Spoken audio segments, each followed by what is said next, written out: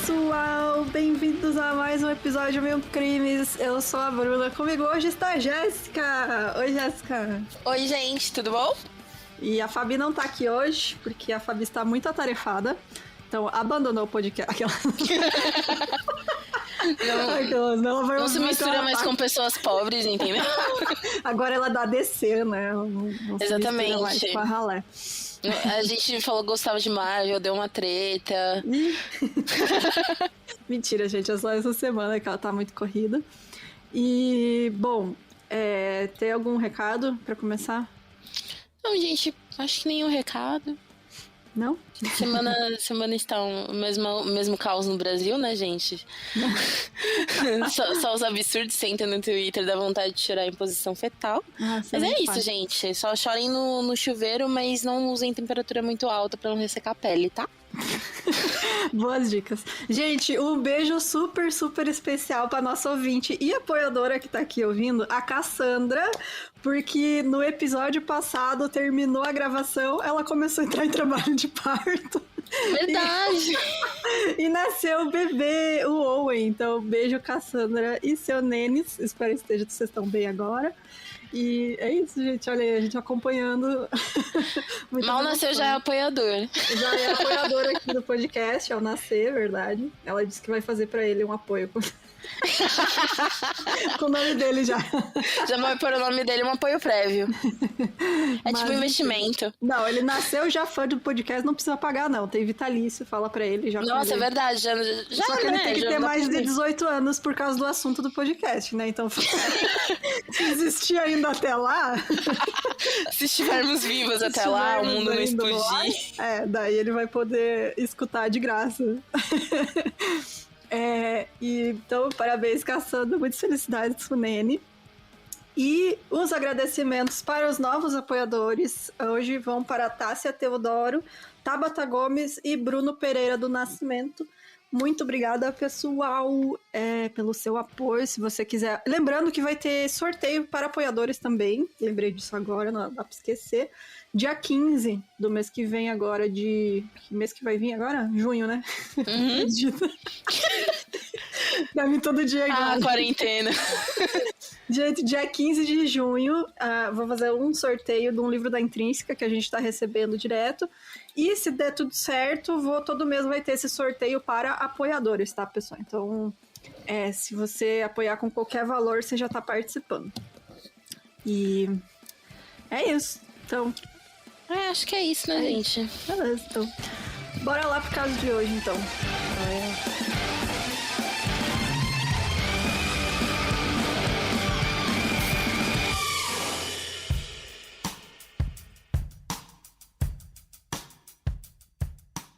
Yavé é bem Yavé, esse nominho estranho, né? A gente explica depois porque do nome, eu não lembro. Explica. Explica, né? Tem vários nomes, inclusive. Ele nasceu, na verdade, Hulon Mitchell Jr., em 27 de outubro de 1935.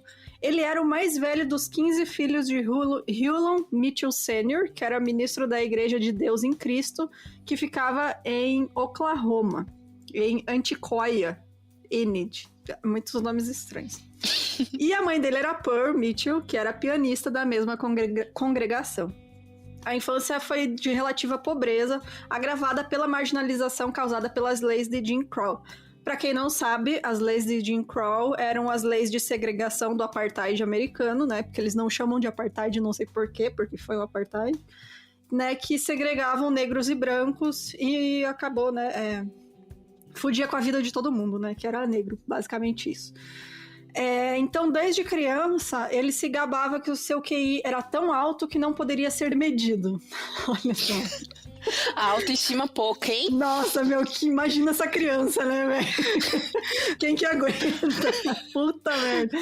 Nossa. Bom, e aí, o seu pai pregando em 2 igrejas e trabalhando em uma fábrica, ele cuidava dos seus 14 irmãos, por ser o mais velho, né?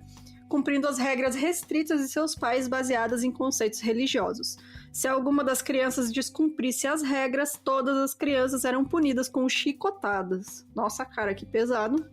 Não, e o pior que era todas as crianças, não era só aquela criança. Não, o que aprontou. Não, todos apanham pelo que o outro fez de errado. E traz um pânico maior e também uma pressão maior, né? De que, tipo, se você cagar, eu vou apanhar, então é melhor todo mundo ficar pianinho, né? Um observando o outro.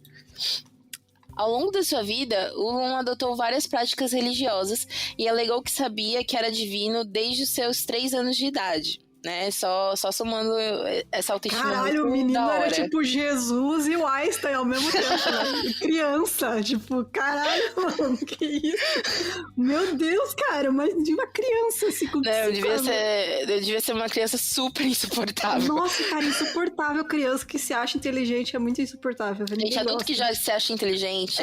Já é. Entendeu? É foda. Meu Deus, e ainda acha que... Exatamente, imagina a criança. Eu acho que é Jesus ainda, né? Ele era divino. Nossa. Na infância, ele frequentou escolas públicas segregadas, né? Que nem a Bruna disse, por conta daquelas regras de Jim Crow. E lembrando, né, gente, que escola pública segregada quer dizer que, normalmente, esses colégios, essas ambientações onde os negros eram, em muitas aspas, permitidos de estar, né? Eram normalmente os piores colégios, os piores lugares, as piores situações, né? Era tudo sucateado, né? Exato. Quando ele se formou no colégio, em 1953, ele se matriculou na faculdade de Oklahoma, onde estudou matemática e música, sendo trompetista talentoso que buscava alguma fama tocando jazz. Ali se viu pela primeira vez longe das regras paternas. É porque tu não pode tocar jazz esse certinho também, né, cara? Não, e além de tudo era músico. Porque, assim, vamos falar que tá explicado o ego, né? Porque o ego, né? O ego do músico. Inclusive, um alerta, viu, minha jovem? Que... Pô, nossa, cara, eu tô namorando guitarrista, que sonho. Ô, querida. Não, amiga. Se eu fosse você, eu não comemorava, como diria aquela música lá. Mas é... Menos de um ano após se matricular na universidade, se alistou na Força Aérea, que, historicamente, era a área que tratava melhor os negros que serviam, né, o exército. Com 19 anos, então, ele voltou para a casa de seus pais, onde tinha próximo uma base da Força Aérea, e nessa época, o controle de seu pai não era mais firme, enquanto esperava missões de militares, ele saía para festas e começou a se relacionar com outras mulheres, né?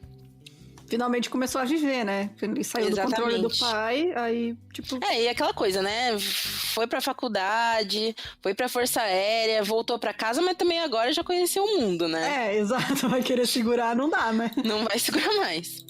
E aí, então, com 19 anos, ele se casou com uma dessas garotas, né? Após algumas semanas de namoro. Isso tudo na igreja do pai dele, eles casaram. Então, pouco tempo depois, ele foi convocado para estar em uma base na Califórnia e a sua esposa Nori Mae acompanhou. A Força Aérea era um ambiente tranquilo, porque ele ainda era acostumado a seguir regras, né? Eles são muito rígidos também. E ele concluiu o curso de instrutor tático, tendo esse título aos 20 anos. E aos 21 já tinha 2 filhas e mais uma a caminho.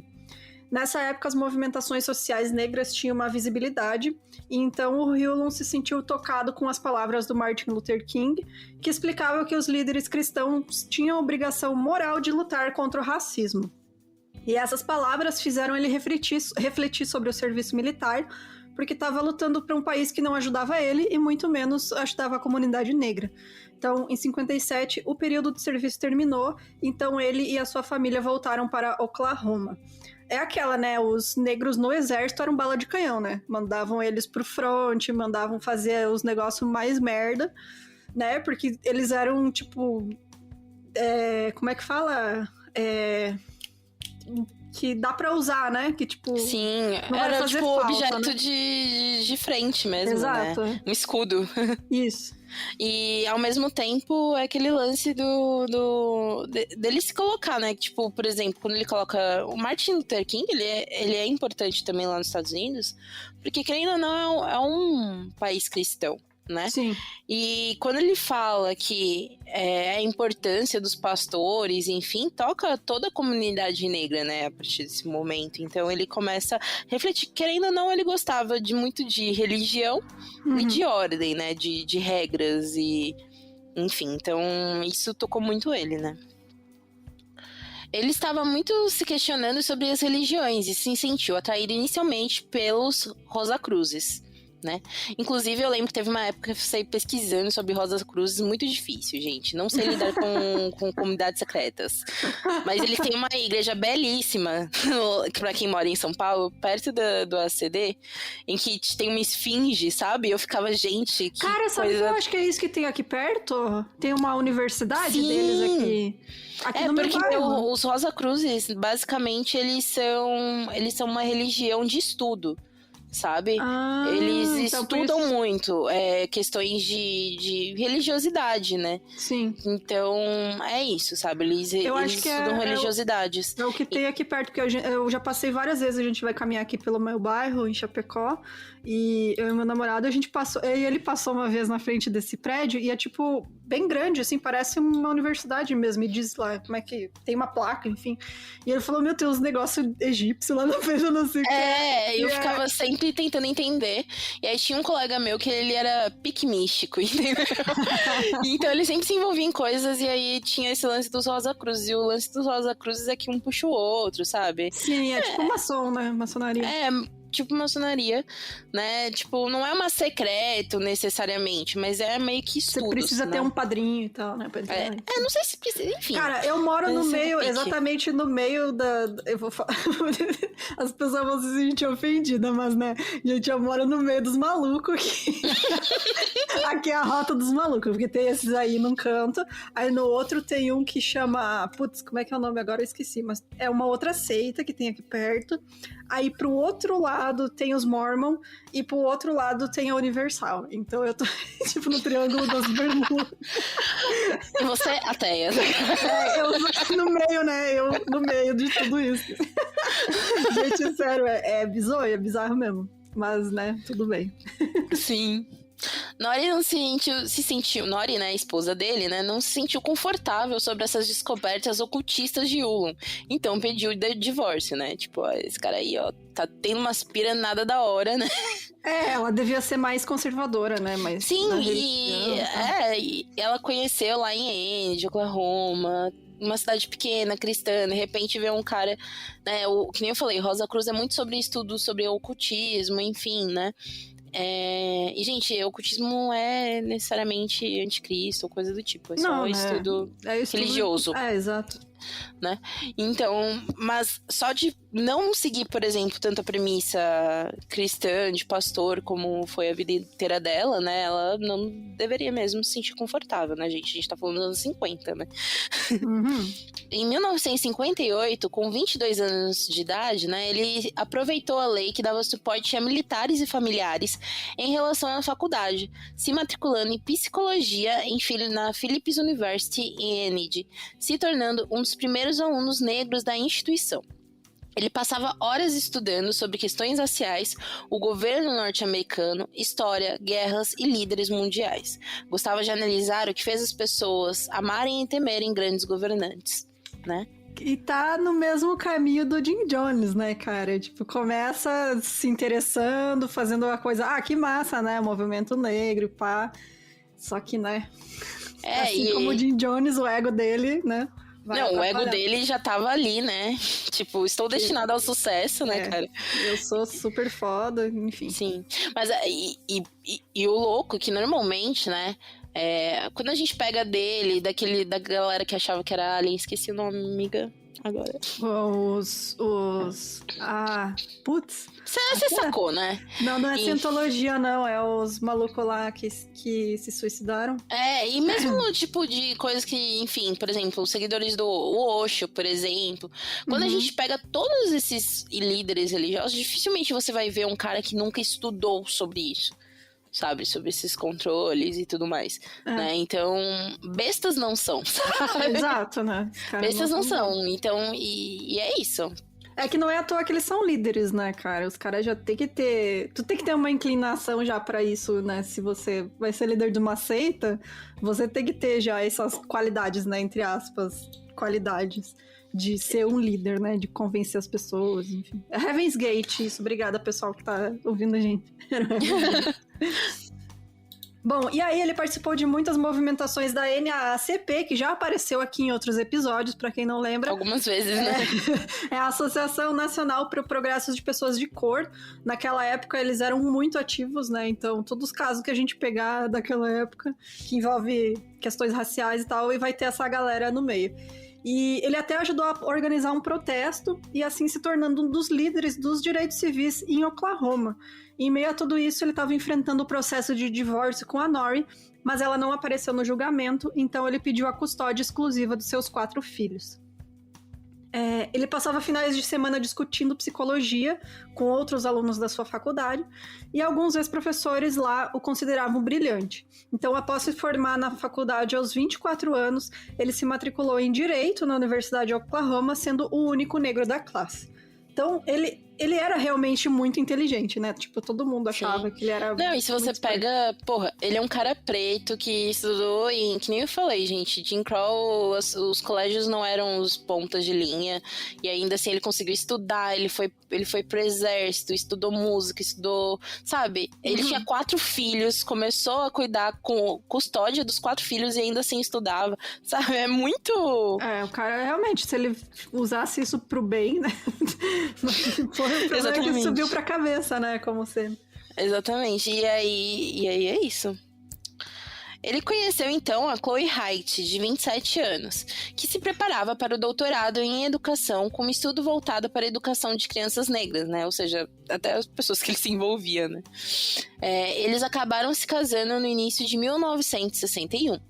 Eles nunca tiveram filhos, pois um fez uma vasectomia após o seu divórcio. Porque, né, gente, 4 filhos já... já tem 4. Traumatizou aqui, ó.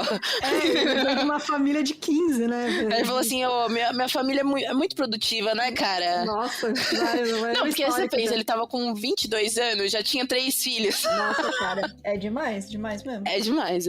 Chloe conseguiu um emprego como uma professora universitária na Geórgia. Ullon terminou a faculdade, e assim, ele e seus filhos poderiam se mudar com ela. O lugar ainda era segregado, com muitas pessoas dos direitos civis fazendo movimentações. Embora ele tenha participado de movimentações populares nessa época, ele começou a refletir que suas ações não trouxeram significativas mudanças para o povo preto. Ele escreveu, abre aspas, o movimento dos direitos civis era sobre lutar e morrer para entrar na opressão para ser melhor oprimido. Você queria dormir num hotel branco. O movimento dos direitos civis não era sobre possuir o hotel. Nessa desilusão com isso, e futuramente, né, que foi algo que ele citou bem mais pra frente, né, sobre o Martin Luther King, chamando ele de aquele cão pregador morto. Isso levou a um crescente interesse sobre o nacionalismo negro e alguns estudos sobre a nação do Islã. O que pega também, gente, é que nessa época começam a misturar muito essa questão É que hoje em dia mesmo a gente vê esse lance do tipo... não, é só, sei lá, pra acabar o racismo, só ter pretos ricos e coisas do tipo. Mas pra quem que esses pretos vão dar dinheiro, sabe? Então, é isso que ele quer falar, basicamente, né? E que não é uma questão errada, mas... Não deveria ser o foco, né? Tipo, não deve... que nem aquela coisa, né, gente? Botar uma mulher lá na presidência. Porra, se for a mulher do Bolsonaro, foda-se, né? O cara vai foder com a gente do mesmo jeito. Então não é questão de, tipo, a pessoa oprimida, né, de uma classe social oprimida estar numa posição de poder, né? Existia essa posição de poder acima de outras pessoas, né, gente? Então... e ele, tipo, nessa época, realmente, a galera dos direitos civis ia tipo, protesto e morria, né? Até hoje, sim, né? até hoje. Mas, enfim... mas naquela época era lei, né? Segregação racial era lei, então... Então... Quando ele fala que vocês estão morrendo para serem melhores oprimidos, é porque no final das contas, mesmo que, beleza, acabou a lei de Jim Crow, os pretos americanos continuam sendo oprimidos até hoje, né, exatamente, gente? Então, era meio que beleza, tô lutando, mas no final das contas, quando eu vou querer me divertir, vou estar nos espaços dos brancos, eu vou estar nos lugares dos brancos e não vou ter o meu lugar, por exemplo, né? Bom, e aí, a nação do Islã é movimentada também junto com Malcolm X, X pregava o separatismo negro ao invés da integração. Então, os seguidores tinham que seguir princípios islâmicos sobre comportamentos, consumo de drogas, não julgar os outros e a punição de crianças desobedientes, fazendo com que o Hulon remetesse às suas dinâmicas familiares. Deu aquele flashback nele, né? Falou, estou acostumado com isso aqui. Bom, então em 64, o Hulon e a Chloe, que tinham agora 29 e 31 anos, se mudaram para Atlanta e assim eles se juntaram à nação do Islã. Então ele assumiu o nome de Hulon X. O X, então o X, né, representa o verdadeiro nome da família, no caso os ancestrais, que tiveram seus nomes retirados quando sequestrados dos países africanos. Futuramente, em certo momento, Alá daria um outro nome para Hulon. Então, ele se matriculou na Universidade de Atlanta para assim continuar a estudar e resolveu fazer um mestrado em política bancária e monetária. A Chloe era professora também lá, né? Mas ela também educava os filhos do Hulon em casa, pois os colégios eram ambientes arriscados para as crianças, isso de acordo com a nação do Islã. Porque acaba que a nação do Islã também, né, principalmente quando a gente fala do Malcolm X, o nome X é por conta disso, que eles negavam a questão de educação, que, né, cristã, branquitude e tudo mais. Então eles começam a questionar também, né, que a própria religiosidade negra, por exemplo, né, de lance de pastores e tudo mais, na verdade eram coisas impostas, né? Os nomes foram impostos, a vida foi imposta. Então, obviamente que na perspectiva deles, né, ambientes escolares eram ambientes arriscados porque eram ensinados por dinâmicas brancas, né? Mas no caso deles ainda isso tava tudo bem porque ela era professora ainda, né? Então, tipo, eles ainda iam ter uma boa educação em casa, né? Não é uma criança que tá sendo educada por qualquer um. E ela mesma já tinha estudado educação voltada para crianças negras, né? Exato, o que é incrível, né? Se você pensar nos anos 60. Né? Nossa, realmente. Existia isso, né? Desse curso, tipo.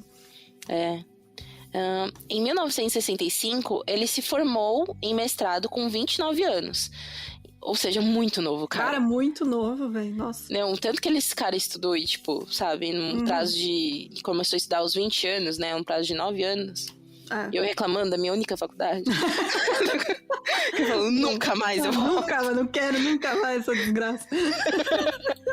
Exatamente. Então ele foi nomeado ministro de uma mesquita de Atlanta, né? Ele recrutava jovens que buscavam uma vida melhor nas áreas carentes. Em 1967, 5 seguidores de Hulon agrediram publicamente um homem que se recusou a comprar uma revista da NOI. E após isso, resistiram aos policiais, sendo condenados à prisão com intenção de homicídio. E a gente reclamando das testemunhas de Jeová no domingo, nossa, hein, galera? Cara, eu reclamo. Testemunho de Jeová parando pra te dar um bilhetinho na rua, você agradece que nós... Agradece que não é essa galera aí, hein? Tá louco. Nossa, uma vez que um monge foi... Porque lá em Balneário, onde eu morava, tem a galera do... Não é monge, não, é os Hare Krishna. E aí eles vendem os livrinhos, né? E só que, tipo, eles vendem entre aspas, né? Tu dá o dinheiro que você quer pra eles, assim. Tipo, eles não botam um preço. E aí um veio me pedir uma vez e eu tava, tipo, no intervalo do trabalho, tá ligado? E eu tinha só umas moedas, eu dei as moedas pra ele, ele olhou pra mim e falou, só isso. Tipo, dá o que você quiser, mas não avacalha, né? Eu falei, moça, eu nem quero teu livro, só tu me pediu dinheiro, é isso que eu tenho. Cara, que humilhação, velho. Nossa, nunca mais dei dinheiro. Vai se fuder, Hare Krishna. Nossa, mano, que escroto.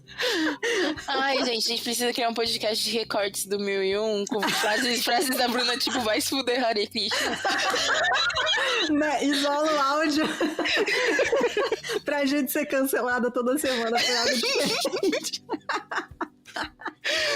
Ai, mano. Foi só essa vez, né? Mas ele me chamou ainda pro churrasco vegano deles, né? Não teve hard feelings ali. Então, depois dessa pequena animosidade, né, por não comprar o livrinho deles, as autoridades não acreditavam que isso tinha alguma ligação com Hulon, pois aparentemente, principalmente durante o julgamento, ele demonstrava aflorar a passividade dos jovens. Inclusive, é algo que vocês vão vendo vão vendo é ótimo, né? Vão ouvindo enquanto a gente fala que ele acaba tendo boas relações, né, com autoridades. E também é um misto de coisas, né, essas boas relações com autoridades. Primeiramente, quando a gente vê em relação a questão militar, que ele já trabalhou, né? Então ele já sabe lidar com isso. Sim. A questão de educação. E também acaba que, gente, as pessoas... Existe um lance de você saber se comportar, entre muitas aspas, quando você fala com policiais, quando você fala com juízes, coisas do tipo, quando você é uma pessoa preta, sabe? Sim. Então vem muito disso também. Elijah Muhammad, líder da NOI, recebeu relatos de informantes anônimos que Ullman tinha pegado por volta de $50 mil, né? Se hoje $50 mil é muito mais, né, nessa época. Nossa, é muito dinheiro, velho. Exato. E sexo com menores e tendências homossexuais. Essas acusações nunca tiveram comprovações, pois muitas vezes outros notáveis da organização acusavam os outros para que assim pegassem seu lugar. Ou seja, não dá muito para saber, principalmente sobre essa questão de tendências homossexuais, né? Porque, obviamente, a gente está falando de uma religião islâmica, né? Então, não é bem aceito. Nos anos 70, né? Nos anos 70, 60, não é bem aceito. Acho que nenhuma religião nessa época aceitava. Nem hoje em dia tá, né? Hoje em dia não que mudou muita coisa, né? Então, a questão de pedofilia, né? Porque a gente tá falando de sexo com menores de idade. Essas questões, né? Tipo, nunca mais tiveram acusações dele, por exemplo, com outros meninos ou homens, né? Mas esse lance da grana a gente vai rever aí. Bom, em 65, muitos seguidores afirmam que o Elijah também mandou outros irem atrás do Malcolm X após ele sair da NOI, né, que é a Nação do Islã. Então, a conclusão da NOI sobre as acusações, o Ullman saiu da organização e ficou escondido por um tempo juntamente com a sua família, porque ele ficou com medo, imagina, né, se mandaram ir atrás do Malcolm X. Exatamente, velho, mandaram ir atrás do Malcolm X, eu que sou pouca merda aqui. Cara, que medo. Bateram no cara que não queria o folhetinho. Os caras são sangue nos olhos mesmo. Bom, ele, após um ano onde ele ficou sumido, em 68, ele se tornou um pregador cristão, voltou, né, às origens, que curava pela fé e se autodenominou Padre Mitchell, onde ele representava a Igreja Cristã Moderna. Ele e o seu colega Billy faziam pregações no rádio e, com a popularidade que tiveram, conseguiam mais tempo no ar e, assim, mais contribuições para a igreja.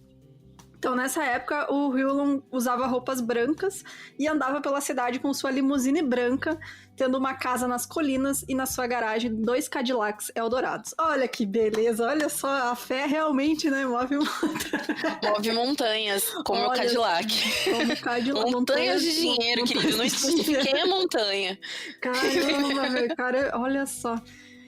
Depois de um tempo, 2 homens foram até a casa do Billy para assassinar ele, fazendo com que ele reagisse, mas ele acabou sendo atingido por 2 tiros e faleceu. Assaltá-lo, amiga. Isso, foram assaltar, exato. Então, esses assaltantes também foram atingidos e mortos, e o Ullman suspeitou que a morte do Billy foi mandada pela NOI e o caso também nunca foi encerrado.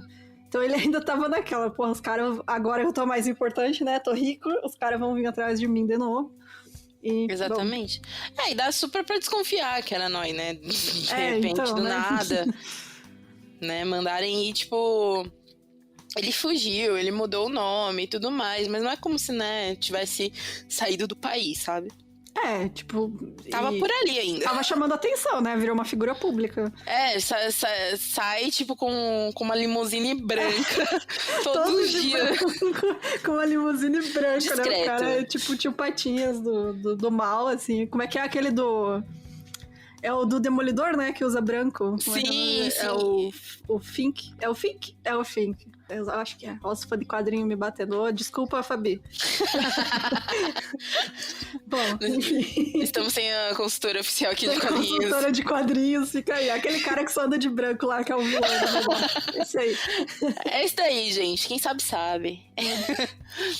A Igreja Cristã Moderna só crescia com o comando de Ullman, cada vez mais se espalhando para outras cidades, sempre focada na população negra.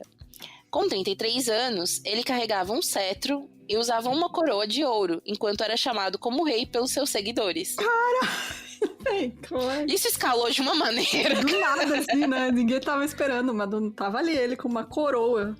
Exatamente. Ulon, então, começou a falar que poderia curar todas as aflições e anseios de seus seguidores. É preciso, viu? Mas para isso, teriam que assinar a sua estrutura de taxas do seu plano de bênçãos. Plano de bênção? Caramba, velho. Plano de bênçãos. Gente, a gente tem planos na Netflix. O que tem plano de bênçãos, cara? Muito bom. Pacote para 4 pessoas da família. Exatamente. Em um folheto que ele distribuiu para seus seguidores, ele falava sobre desordens desaparecendo, doenças sumindo, curas milagrosas e frases como... Abre aspas, Deus quer que você seja rico. Esse aí era só pra ele, na verdade. Exatamente, não diz quem. Não diz quem. Em 1970, o Hyolun tinha recém-contratado um guarda-costas, mas acreditava que ele seria um espião da Noi. Né? Ou seja, a neura já começou, né? Ele já tava paranoico, né? Então disse a cerca de 200 seguidores no culto de domingo que o funcionário deveria estar sendo pago para o matar. Velho. Meu Deus, cara. Nesse momento, os seguidores cercaram o guarda-costas, que foi espancado fortemente, mas ele conseguiu escapar e assim processou o Hulun por calúnia. O caso nunca chegou a ser julgado. Ou seja, a noia do cara estava muito grande e meio que compreensível, né? Que nem eu falei, tipo... sim, não foi sem motivos, né? Porque não era sem motivo. A noia tava puta com quem saía, certo? De repente, um cara que saiu ainda tá ganhando dinheiro pra caralho, com um cetro e um negócio. Coroa. Com uma coroa, saca? Mas ao mesmo tempo, né, velho? Olha só como ele vai se vingar com o cara, velho. Ele joga os outros, né? Ele não faz nada a ele mesmo, né? Tipo, exato. Que é bem comportamento de líder de seita, né, cara? Você incita os outros a fazer por você, porque daí você diz que você não é o culpado, foi os outros que fizeram. Sim. E é aquele lance que nem você falou, né? Que lembra muito o caso do Jim Jones, do tipo... obviamente, quando ele tá falando da população negra, ele tá falando da própria população, é algo que ele reafirma. Mas querendo ou não, ele também tá falando de uma galera com vulnerabilidade ali, saca? Então... Bom, no ano de 74, aos 39 anos, o Hyolun alterou a documentação da igreja para torná-la ainda maior. Ele se nomeou, além de presidente e ministro vitalício, ele pedia dinheiro aos seus seguidores utilizando princípios cristãos, falando que seria voltado para doação e ajuda dos mais necessitados, mas na realidade todo o dinheiro angariado iria para o próprio Hyolun. Olha só, parece até algumas que existem hoje em dia. Até parece uma igreja que é um símbolo vermelho de coração com com uma pomba. Com uma pombinha, né, aquela galera? outra que é um planetinha também. Bom, enfim. Umas que compraram emissoras. Basicamente, né? Todas as grandes igrejas de hoje em dia. Em 78, alguns seguidores começaram a perceber as ambições gananciosas do seu líder, então abriram processos contra o Hyolun. Quando ele percebeu que poderia perder esses processos, ele pegou seus 4 filhos e deixando a Chloe e a Igreja Cristã Moderna em Atlanta e se desvinculando da organização. Cara, deixou a mulher pra trás, velho, que filho da puta. Pegou os filhos e falaram, vamos dar uma volta ali. Vamos lá comprar cigarro, ainda que não abandonou as crianças junto, né? Não, ele sempre leva... Uma coisa que ele nunca fez foi abandonar as crianças, assim, como pai... Ok, agora, como o resto, um grande cuzão, né? Exato. Bom, o agora Hyolun, de novo, né, deixou a sua personalidade de Padre Mitchell, se dirigindo a Miami, Flórida, em 78. E lá ele ficou procurando seguidores nas ruas de Orlando e rapidamente conseguiu cerca de 20 seguidores novos, sendo em sua maioria jovens mulheres. Anos 70, né, cara? Você chuta uma pedra, sai um maluco querendo um líder de seita, né, pra seguir. Tipo... Gente, eu saio na rua, nem convençam pra me pagarem uma cerveja, entendeu? Caralho, velho. Este cara tem uma lábia. Nossa, realmente, né? Uma dessas pessoas era a Linda Gaines, de 34 anos, que tinha 3 filhos com a qual ele teve uma ligação. Eles negaram que essa dinâmica tinha envolvimento sexual, mas ainda assim, o Hyolun e seus 4 filhos foram morar no apartamento da Linda.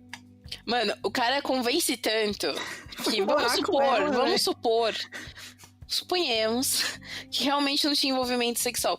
Ele convence tanto que ele não apenas foi morar na casa da mulher, mas levou os 4 filhos. Cara, que lábia, velho. Esse cara era muito bom vendedor mesmo. Nossa senhora. Não, ó, outra similaridade com... Ah, caraca, agora esqueci o nome dele. Jim Jones. Com o Jim Jones. Porque o Jim Jones também era vendedor, lembra que ele vendia o quê mesmo? Sim, ele era... macaquinhos? Vendia macaco, gente. Que eu convenci a pessoa a comprar um macaco, né, velho? Você tem que ser muito bom, velho. Tem que ser muito bom. Né? Só que ele vendia aqui religião, né? Temos aqui uma diferença. Ullman estava imerso em estudos sobre o Velho Testamento com um ramo do movimento israelita, o Hebraico Negro. O Hebraico Negro, né, veio de 1800 e pregava que os hebreus originais da Bíblia eram negros. Então, o povo negro eram os verdadeiros escolhidos de Deus. Isso fez com que ele pensasse que ele seria a voz que levaria o povo negro para a felicidade e libertação. Óbvio que tinha que ser ele, sobre né? eu, né? Claro que é sobre mim, como não seria? Peraí, tem escrito de 1800? Estão falando de mim. Já estavam prevendo que eu ia nascer aqui. Exatamente. A doutrina de Ullman enfatizava a crença de que Deus e todos os profetas da Bíblia eram negros e que os negros ganhariam conhecimento de sua verdadeira história através dele. O que assim, gente, não vou falar que não sou historiadora, então podem me xingar, mas esse conceito de Jesus branco de olho claro e loiro, né? É europeu, né, gente? Da Igreja Católica dominou a Europa, foi assim, né, gente? Dizendo que Jesus era branquinho. Branquinho, olho claro, cabelos esvoaçantes, lisos, loiros. Era o Obi-Wan Kenobi novinho. Exatamente. Exatamente. Então, assim, era o Jared Leto, sabe? Não, então, tipo... existe algumas discussões e vieses sobre a questão de etnicidade da galera do Velho Testamento, né? Uhum. Então, esse reafirmar de se era negro ou não, né? É válido pra caralho, né? Exato. Com 43 anos, no ano de 1979, Ullman voltou para Enid, Oklahoma. E lá foi como... Gente, aí eu copiei um nome hebraico, que eu não sei como falar. Aí eu ouvi áudio, e aí era alguma coisa como Oshimosh Israel. Isso que tá entre parênteses aqui é o que falou o negócio? Exatamente, por isso que eu coloquei entre parênteses algo como Oshimosh Israel. Ai, Jéssica, tu tá louco, né? Peraí, deixa eu ver se eu consigo. Gente, se tiver algum ouvinte que saiba falar, mas diz aqui a tradução que seria Irmão Moshe Israel. Seria esse nome. Isso. E queria dizer Irmão Moisés Israel. Ó. Uhum. É isso, Moshe é Moisés, exato. Então, Oshimosh Israel. Tô falando certo? Não. Mas é isso, vocês entendem? Essa vibe aí. Então, eu queria dizer Irmão Moisés de Israel, pois, assim como o personagem bíblico, ele levaria o seu povo para o caminho sagrado rumo à libertação. Pouca merda, né? Eles comparavam a Moisés, saca? Apenas. Vai. Lá ele queria ajudar a sua família para Lá ele queria ajuda, né, na verdade, da sua família para a estruturalização da nova religião. Então ele começou a falar que os negros que seguiam suas premissas cristãs estavam simbolicamente mortos, que amavam símbolos brancos e não sua própria população. E quando que tinha vivenciado isso ao criar a Igreja Cristã Moderna. Então, tipo, tem um local de fala para dizer que cristão, preto cristão só tá seguindo símbolo branco. Entendeu? Tá, então eu acho que, cara, faz muito sentido, assim, na questão de, tipo, ele não quer criar algo totalmente novo, sabe? Pra não ser tão difícil para as pessoas seguirem ele, né? Uhum. Então, tipo, ele quer se apropriar toda a iconografia cristã, mas trazendo pra ele, né? Então, porque se ele chegasse lá e falasse pra essa galera, não, na verdade, eu sou Moisés, e tudo que vocês aprenderam é mentira... Não, ele só tá falando, gente, vocês só foram enganados. Mas nessa época ele até já fala, assim, quando ele chega assim, ele fala que ele já tá falando que, gente, cristianismo é coisa de branco, sabe? Sim. O lance é o hebraico negro, só que o hebraico negro é algo que, tipo, vai até, em questão de popularidade, né, ela é muito desconhecida. Sim, né? Sim. Até porque a gente tá pegando uma premissa racial, negra, misturando com hebraico, sabe? É bem específico, né? Não é nada mainstream, né, cara? Não é nada mainstream. Escuta assim, né? Exatamente. Quando a gente pega, por exemplo, religiões hebraicas, né, no geral, são predominantemente, né, no geral. Quando a gente vai em qualquer comitê israelita, você vai ver pessoas brancas. Sim. Né? Então, a questão é mais voltada para essa. E quando ele questiona essa questão do cristianismo também, né, gente, é uma coisa que existe até hoje, assim, né, dentro das discussões negras, não que pretos que são cristãos não, enfim, estão negando a própria raça ou coisas do tipo, mas que o cristianismo, durante muito tempo, né, fomentou várias questões, né, E foi usado como instrumento, né, de opressão de outros povos, né, porque se você pega o povo africano, né, vários povos africanos, povos indígenas, todos eles passaram pela, né, crucificação, entre aspas. Exatamente. Tipo, a doutrinação cristã. E até hoje isso acontece, cara. O cristianismo é usado pra apagar outras culturas, né, cara? Então, por exemplo, obviamente que vão ter Martin Luther Kings da vida. Que Martin Luther King, que nem eu já disse, era pastor cristão, sim, né? Mas não vai dizer que é uma maioria, sabe? Até porque a gente, por exemplo, vive num país cristão e isso faz com que, por exemplo, religiões afros são demonizadas, literalmente exato, demonizadas, porque Exu é demônio, sendo que dentro da religião de Umbanda, enfim, não existe demônio. Então, como que o cara vai ser um demônio sendo que não existe, sabe, a parada? Então, quando ele começa a discutir isso, ele não está totalmente errado, mas, e quando ele criou, ele fala, não, então, tem o local de fala, porque quando eu criei a igreja cristã moderna, eu vi que eram símbolos brancos do qual não quero mais, né? Uhum. Mas seria tudo muito bom, muito maravilhoso, né? Se não fosse o objetivo dele, né? Que era ter poder. Acho que esse que era o problema. Exatamente.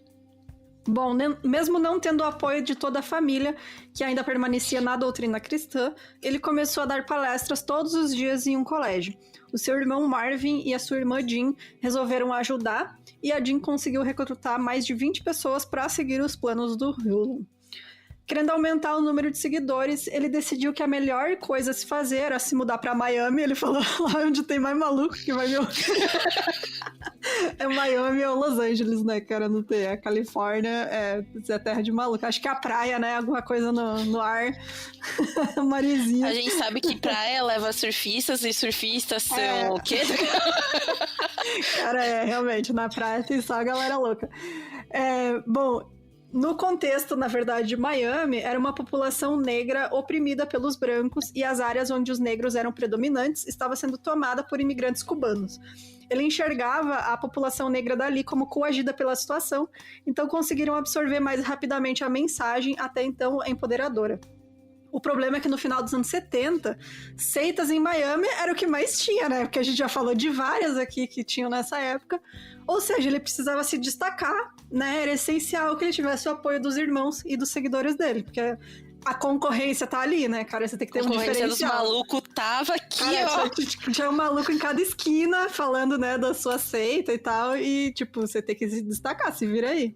Não, e tipo, só dele pensar em ir pra Miami, não era Miami só porque a galera era loucona, mas, tipo, ele tem um olhar muito estratégico, sabe? Exato. Ele, a galera preta de Miami tá sendo expulsa dos lugares praticamente pelos latinos. E, e principalmente naquela época rolava, assim, uma questão dos cubanos versus os negros, assim, sabe? Por uma questão de territorialidade, né, gente? A gente tá falando de uma galera que era marginalizada, né? Então, território se faz importante pra uma galera marginalizada, né? Então, não, vamos pegar essa galera aí. Ele já tava com cabeça de empreendedor ali, né? Exatamente. Essa galera tá oprimida pra caralho. Elas precisam de uma mensagem empoderadora e quem vai dizer sou eu, porque eu sou foda, vou fazer todo mundo ficar rico. Vou salvar todo mundo. Exatamente. E vou ficar rico também. Vou ficar rico. Nesse momento, ele articulava a nação de Yahvé, a palavra hebraica para Deus, sendo eles o verdadeiro povo escolhido. Ele utilizava salmos e passagens bíblicas para mostrar que as características físicas dos negros e similaridade com as dificuldades dos períodos de escravidão eram provas sobre as escolhas de Deus, né? Principalmente porque ele utilizava muito dessa questão de que, por exemplo, quando Moisés leva, né, o povo hebreu para a terra, né, prometida e coisas do tipo, era uma galera que também estava em situação de escravidão, muitas vezes, enfim, né, no geral. Então, que é similar, por exemplo, com a questão dos escravos, sabe? Então é tipo, olha, é tudo o mesmo povo, né? Sim. Falando que precisavam ajudar a comunidade negra, os membros dedicavam 10% de seus salários, sabendo que o dinheiro iria para a caridade, né? Que nem a igreja cristã, né, gente? Que tem a 10ª parte. Essa época também era de extrema violência para com os negros. A violência policial de Miami só aumentava e sem nenhuma punição. Mortes por espancamento de trabalhadores negros, abre aspas, confundidos por policiais brancos, se tornou quase cotidiano. No julgamento de um desses casos, o Lum se estabeleceu em um bairro predominantemente negro. E lá ele fazia reuniões em um grande espaço, e no dia do julgamento reuniu seus seguidores e dizia que acreditava que pelo júri ser branco, eles absolveriam os policiais. Conclusão certeira. Esse caso, enfim, é de um homem negro que, se eu não me engano, ele era vendedor de livro, alguma coisa assim, sabe? Eu não vou lembrar o certo. Mas os policiais, abre muitas aspas, confundiram com um ladrão, espancaram ele até a morte. Realmente tinha livros no porta-malas dele, sabe? E aí rolou o julgamento, né? E aí o Lum chamou a comunidade negra, que tava num estado muito de revolta. Sim. Um estado de revolta óbvia, né? E ele falou assim, ele fala, né, sobre esse lance de que, tipo, ó, a gente tá conseguindo aqui nosso poder civil, mas e aí, quem é que vai julgar? Vai ser caras brancos, e os policiais vão ser absolvidos porque são os caras brancos.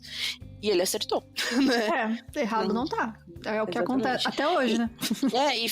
E é que naquele momento, a partir do momento que ele sabe do que ele tá falando, porque, gente, que nem a gente falou, mais de 10 anos o cara estudando questão racial. Ele sabe do que ele tá falando, né? Ao mesmo tempo que ele faz isso, ele sabe que utilizar isso faz com que essa galera tá num estado de fragilidade, sabe? O cara falar as coisas e acertar, principalmente em relação a isso... Vão ver ele como um líder, né? Exatamente. E aí, então, nesse dia, a população negra se revoltou em meio a protestos, ocasionando a morte de um homem branco, lugares estavam sendo saqueados e construções pegando fogo, durando mais de 3 dias. E a tensão racial cada vez maior fez com que o Hulum ganhasse popularidade, principalmente sobre seus apontamentos em relação à maldade que os homens brancos causavam. Então ele parou de promover a riqueza enquanto indivíduos, mas sim riqueza para a população negra. E as palavras dele falando que o povo negro era um povo sagrado davam um misto de sensação de acalanto e força para a parte da população revoltada com a violência que acontecia ali. E acho que porque ninguém nunca tinha falado isso, né, cara? Tipo, especificamente, tipo, falando para pessoas negras, né? Dizendo, vocês são o povo sagrado. Então, tipo, imagina, né? A galera já tá putaça com toda a situação de racismo e aí vem o cara que acerta as coisas, né? Tá lá falando super foda e ainda manda essa, né, cara? Tipo, como é que as pessoas não vão mostrar que é ele? cíclico, né? Falar, olha, a gente sofreu... Exato, na antiguidade, a gente sofreu na época da escravidão, a gente tá sofrendo agora, é cíclico, é porque a gente é um povo sagrado. Enfim, né? Bom, e aí a nação do Yahvé se tornou um espaço para se expressarem em relação à opressão racial. O Hulum repetia que eles juntos deveriam ir contra o mal, que era a sociedade branca. Deus era negro e os negros se tornariam poderosos por meio dele. Ele também enfatizou os brancos e particularmente os judeus como infiéis e opressores. É isso, né? Ok, né? Tá, tipo, tudo bem. E tipo, a questão de opressão é que tava muito visível, né? Então Sim. era isso. E quando a gente pensa também, gente, da galera dos judeus, assim, lá nos Estados Unidos, obviamente que existe também muito da questão do antissemitismo, principalmente quando a gente fala no cenário de Segunda Guerra. Mas nos anos 70 e 80, né, há uma ascensão financeira da galera judia, assim. Né? Existe uma elite judia americana muito forte. Existe. E essa elite judia, principalmente nessa época, anos 80, né, que agora a gente já tá começando a entrar nos anos 70, 80, né, começa a ter estabelecimentos, começa a ter coisas lá. Então é tipo, mano...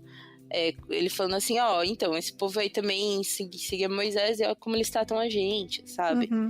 Enfim, né? E quando ele fala de opressores é porque ele tá falando de uma estrutura, né, gente? Isso.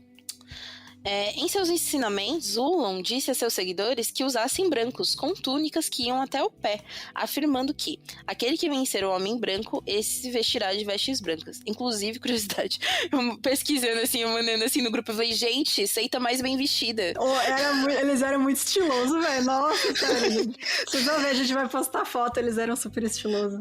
Gente, que normalmente, por exemplo, que é quando a gente vê aquela seita lá, agora, de novo, do Gate, como é mesmo? Heaven's Gate? Do Heaven's Gate. Putz, gente, só umas calças jeans em cima da cintura, uma camiseta preta. Esses aí, nossa, e a Steve cara, Jobs. Eles se puxaram pra os caras ser foda, né? Vamos chamar atenção aqui, olha todo mundo. Todo mundo com um turbante branco, assim.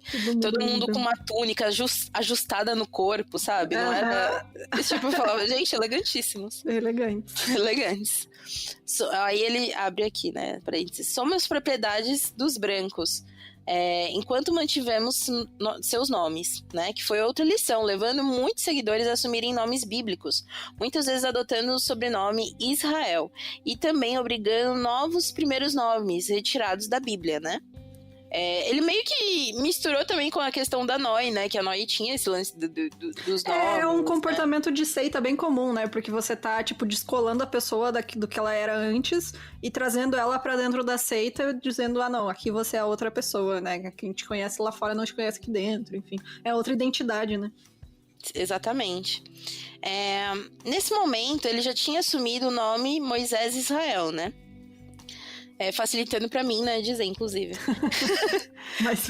Mais fácil aqui. Vestindo com um turbante cravejado de joias e mantos brancos esvoaçantes, porque vocês usam túnicas, cara. Vou usar um turbante cravejado de joias, entendeu? Pelo amor de Deus. Ele começou a atrair seguidores por meio de seus sermões. Os seguidores tinham que seguir regras religiosas, não podiam fumar, beber, usar drogas, jogar, ver filmes, seguir uma dieta similar a kosher. Kosher é tipo uma dieta, como é mesmo? Judaica. Isso, né? Além disso, era proibido ter relação sexual com qualquer pessoa fora da religião, e o único sexo válido era com propósito de procriação. E por isso, os recém-saídos da puberdade eram incentivados a se relacionar para assim se multiplicar. Eita! Caraca, velho. Medicamentos ou procedimentos de controle de natalidade eram também proibidos. Mas na época ninguém sabia da vasectomia do próprio útero. Claro, né, meu? Tipo, é sempre assim, né? Tipo, não pode. Enquanto isso, ele lá, né? Tipo, fudendo quanto ele quer sem mais ter filho, né? E os outros lá se fudendo. Não quero anticoncepcional, camisinha, que pecado, gente. Vamos procriar. Mas o meu não sai nada. Nenhuma sementinha sai daqui. Eu tô de boa, vocês que se virem aí. Exatamente. E também esse lance de restringir demais vem muito também desse lance de seita, né, gente? Você controla todos Fumar, os beber, usar drogas, pessoa. a gente compreende, né? Porque é o normal, assim, dessas religiões. Mas jogar, ver filmes, né? Enfim, a gente ter uma alimentação restrita, velho. Alimentação restrita, eu acho que na vida, gente, nada traz mais tristeza do que não comer a comidinha que a gente gosta. Né? Realmente, um dos únicos prazeres que a gente tem ultimamente é poder comer. Exatamente. É o que sobrou. É o que sobrou de nós, principalmente brasileiros quarentenados aqui, Nossa. Mas é comportamento de seita, completamente. A única coisa, acho que ele não fez foi isolar fisicamente eles, né? Ir pra uma área isolada e tal. Ele tava Pera aí, que tá chegando este momento. Bom, lá vem. Bom, então nessa época, ele já tinha conseguido juntar um bom dinheiro das arrecadações de seus fiéis. Então, ele comprou um grande galpão, olha aí, ó. Foi só falar, né? Só faltava só o recurso do dinheiro, né?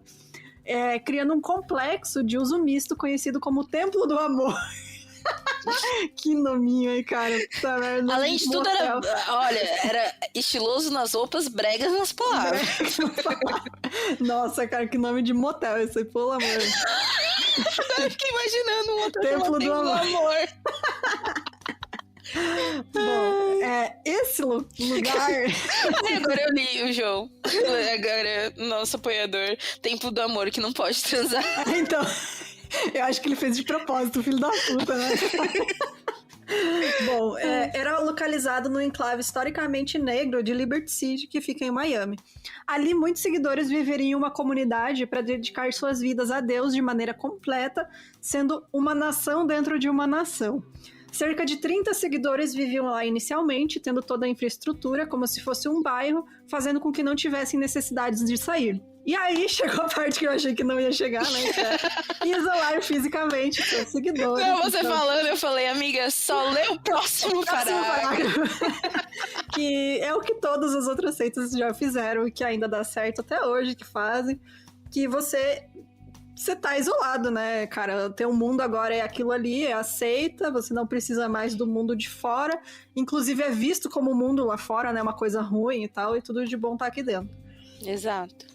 Bom, lá eles tinham que orar e focar no trabalho missionário. Da população que vivia lá, 10 pessoas foram destinados a olharem para outros seguidores e verem que estavam seguindo as regras da comunidade. E eles carregavam um cajado que eram chamados de círculos. Eles eram chamados de Círculo dos 10. Aquela coisa, né? Bota um contra o outro, porque aí as pessoas sempre vão se policiar, né? Isso daí lembra o que também? Vocês lembram de que o pai deles, quando punia um, punia geral? Ou seja, é bem também uma lógica do tipo... beleza, eu não faço cagada, porque se fizer cagada eu vou punir geral, e então o meu colega também. Eu vou dedurar ele, porque eu não quero ser punido, sabe? Exatamente. Esse grupo também foi incumbido depois de um tempo de cuidar da segurança externa, e esse grupo de segurança acabou expulsando pequenos ladrões e traficantes da região. Então uma boa coisa eles fizeram ali, né? Tocaram a galera. Com cajado não faz caralho, os caras eram sangue nos olhos mesmo, velho. Gente, com assim, cajado, se eu tô andando na rua, vem um cara com cajado, todo eu ficaria branco, com né? cagaço, todo de branco, no meio da madrudada, todo de branco. Nossa, com cajado na mão, eu ia falar, eu vou morrer. Quem não ia fugir, né, velho? Não há traficante que fique. Exatamente. Os seguidores deveriam ir de porta em porta, chamarem outros seguidores ou venderem seus panfletos, que custavam cerca de $5, né? Hoje em dia, né, R$77. Tá caro. Cara, esse panfleto aí é o Hare Krishna me xingando lá, que eu dei moedinha, só. Gente, R$77 figurativo, né? Mas deve ter por aí o nosso dólar aí. R$200 hoje em dia. A Bíblia personalizada com imagens de profetas negros e santos custava cerca de $25. Eu compraria. Olha, esse é bacana, velho. Bacana. Esse aí é um produto bom ali. Inclusive, minha avó faleceu, gente. E aí eu tenho uma Bíblia dela, que inclusive está aqui, que é belíssima. Tipo, eu adoro Bíblias, tipo, não, sou religiosa, não. Tipo eu, né? Eu amo Natal. Não, mas é porque é uma Bíblia muito bonita, que tem, tipo, vários quadros, entendeu? E vários quadros que estão na capela lá, e sabe? Bacana. Aí você fica, adoro Bíblias diferentonas. Não, por exemplo, quando eu era jovem, tinha uma amiga minha que era evangélica, e ela tinha uma Bíblia jeans. Esse tipo eu já não acho tão bonito. Caralho, que coisa, nossa, que brega. Amiga, tinha um monte disso. Quando eu também frequentava a Crisma, tinha Bíblia jeans, Bíblia com negócios com os glitter rosa, sabe? Eu nunca vi. Gente, é porque você não entrou no universo, como é mesmo, dos louvor. Não fui. Bíblia pra calolo, não vi ainda, mas talvez poderia existir também, viu? Mas essa dele aí é bacana, legal, achei massa. Exatamente. Enfim, ele vendia esse dos profetas negros e santos, né, estilizados, $25. No início, as pessoas davam apenas a 10ª parte do que ganhavam, né, que é normalmente o princípio cristão, né, 10ª parte dízimo, do que você ganha, o dízimo, né. Mas com o tempo, né, tudo vai piorar. Quem morava no templo era forçado a dar tudo que possível. E também quem ficava meio período, entendeu? Porque se você tá meio período, quer dizer que você trabalha. Se você trabalha, você ganha mais. Se você ganha mais, me deixa dinheirinho aí. Verdade, entendeu? Faz sentido. Para controlar os aspectos físicos de seus seguidores, os homens do templo tinham que fazer inspeções genitais de maneira regular para certificação de que os pênis estavam limpos. Isso é uma boa Lave prática. o pinto. Lave o pinto. Boa prática isso aí, ó. Pra boa evitar prática. Nossa, boa prática. Inclusive, eu estava ouvindo... gente, esqueci. Eu fico ouvindo esse podcast o dia inteiro, que é aquela das historinhas da Deia mesmo. Não, Inviabilize. no Inviabilize, e tem uma que fala de uma coisa assim, sabe? De um jovem que, enfim, era frequentador de igreja, nunca lavou o pinto, e aí, enfim, ele foi se relacionar com a garota que também era virgem, enfim. Ai, nossa, não. Essa história é bem triste, assim. Gente, cuidem das coisinhas de vocês. Sim. Mas eu nem julgo, gente, porque a maioria dos homens que, né, gente, tem problemas com pênis também é morador de rua. Isso, né? exatamente. Então, é isso. Mas também tem muito de educação, né? De não lavar um bumbum também. Por que eu tô falando isso? Lavem suas partes, gente. Lavem suas partes, é importante. A lição de hoje, lave suas partes. Tudo a ver, mas enfim. O sobrinho de Vaioé, Joshua Israel, que na época tinha cerca de 12 anos, foi um dos responsáveis pelas circuncisões em massa. Como uma criança de 12 anos faz circuncisão em massa? Confia no pai. O cara parece que era de 12 anos. É a criança com a tesoura na mão, cortando pinto de criança. Que isso, velho? Não, velho, não. Tá errado isso aí. Não, gente, era circuncisões não só de crianças, viu? Ai, não!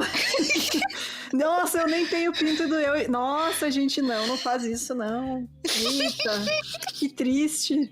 Ai, tô triste agora. Agora, fiquei triste. Fiquei triste pensando. Manipulação, retirada de dinheiro, mas agora... Mas é que agora é um negócio... É abuso físico, né, gente? Tá fazendo uma mutilação na pessoa, né? Tipo, vamos circuncisar geral. Dinheiro você cresce, dinheiro você ganha de volta, né? Agora a pelezinha lá você não cresce, tipo... A gente tá rindo, mas é horrível, gente, é sério. Horrível. É horrível, é mesmo, nossa, gente, sério, não. Meu, velho, mas é 12 anos, imagina. Uma criança, velho, nossa, bom, e agora vamos pra parte tensa, né? Casado 2 vezes e divorciado no início da vida, ele levou muitas de suas jovens seguidoras para a cama. E não apenas mulheres, mas também meninas de 10 anos de idade. Tava demorando também. Né? Abre aspas, né? Frases que ele disse na época numa entrevista no The New York Times, né? Podemos ser rabinos e freiras aqui, mas não acreditamos no celibato. Quando ele assediava crianças, as meninas com imersão nessa cultura... quando ele assediava as meninas, né? Elas imersas, né, nesse ambiente, elas acreditavam que eram diferentemente abençoadas por Yahvé. É como o David Koresh, né? Daquele episódio que a gente fez também. Ele é a figura de pai, de mestre, de Deus, né? Ele é o Deus daquelas pessoas e ele consegue fazer isso, né? Tipo, com que o abuso dele seja um negócio, uma bênção, né? Porque elas vão se sentir especiais. Exatamente. E aí, nessa época, ele fala sobre esse lance de não acreditar em celibato e coisas do tipo. Mas é muito algo pra ele, né? Porque pros outros é só sexo pra procriação, né? E, gente, se a gente pensar também que aquele lance dele estimular, por exemplo, pessoas pós-puberdade a se relacionarem sexualmente é um abuso também, saca? Exato. Você incentivar isso, né, de menores de idade também é um abuso, né? Então... é muito complicado e mostra, né, essa perversidade dele. Ele manipulava desde cedo, né, cara? Uhum. Que acho que já era pra iniciar, né, na vida sexual pra quando ele chegar ali e já acharem, olha só, tô sendo melhor ainda agora porque é ele, né? E o louco é que é isso. As meninas de 10 anos, gente, 10 anos, não chegou criança, nem na puberdade. Velho. São crianças, sabe? Crianças. Bom, gente, eu não falei no começo, vai ser em 2 partes. É porque a gente tava em dúvida. A gente tava em dúvida, mas a gente chegou exatamente na metade do roteiro e já deu 1 hora de gravação, que é o máximo que a gente faz por episódio, senão fica muito grande. Então, infelizmente, vamos cortar aqui na parte pesada, quando começou, né? Desgraçamento pesado. Porque a gente vai levando meio assim, só que é louco, né? Porque essas seitas, por mais que o cara tenha o mínimo de pensar coerente, vai dar merda. Sabe? Porque é o ego, né? É a busca por poder, na verdade, né? Uhum. Porque, na verdade, toda seita é o meio pra ele chegar ao fim, que é ter poder sobre outras pessoas, né? E esse poder desencadeia várias paradas. Então é isso, gente. Fica aí, tá? Semana que vem a gente volta com a segunda parte, que ainda acontece muita coisa. A Jéssica escrevendo esse roteiro é, gente, estou na página 7 e ele nem começou a ser E a gente, meu Deus. E o pior é que eu tava muito pensando em escrever rápido. Eu até falei, eu falei, não, vou fazer rapidinho sobre um cara eu descobri aqui, ó. Sobre esse caso, vai ser rápido. Quando eu vejo, gente, essa página 7 não cheguei ainda. Ele não criou essa religião. Então tem muita coisa ainda, porque tem muito registro também, né, dele e tal, tudo que ele fez, né? Então, sim, é um caso que tem muitos detalhes, então por isso que vai render 2 episódios aí, gente. Mas é isso, pessoal. Tem algum recado pra finalizar? Não, gente, só tomem cuidado aí com seus genitais. Lavem tudo, não cortem fora nada, tudo. por favor. Por favor, não sigam líderes de seita, né? Não sigam seu líder. Por favor, não sigam nenhum líder de seita, tá? Exatamente. Sigam só a gente no Instagram, no Twitter. Sigam a gente aqui no Spotify, ou não, né? Depende de onde vocês querem seguirem a gente. Enfim. E se você quiser nos apoiar, entra no site milcrimes.com.br. E se você quiser mandar sugestão de caso e história de fantasma, história sobrenatural, quem vai fazer é a Fabi, tá, gente? Já avisando vocês. Vocês gostam de ouvir ela cagando aí de medo. Vai ser ela que vai gravar essas histórias, tá? Eu não vou estar junto. Então manda lá suas histórias bem caprichada pra dar medo na Fabi no milcrimes@gmail.com. E então é isso, até semana que vem. Acho que semana que vem a Fabi vem gravar a segunda parte com a gente, senão é só eu e a Jéssica de novo. E obrigado todo mundo pela companhia. Beijos. Tchau, tchau. Beijo, gente. Até mais.